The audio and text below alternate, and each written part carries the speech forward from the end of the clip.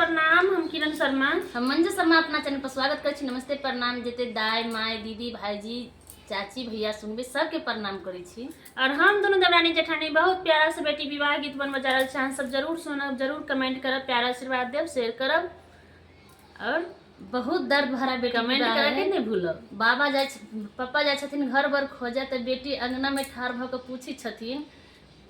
देखियो बहुत प्यारा सा गीत है, सब जरूर सुनबे, जरूर कमेंट करबे। लेकिन बेटियों के जिगरा रहे छथिन कि घर बड़ सुंदर हुए, बापो के बबो के सबके मन रहे छथिन कि जमाई नीक भेटे। बहुत प्यारा सा गीत है, सब जरूर सुनबे, जरूर कमेंट करबे। गीत केहन लागल बा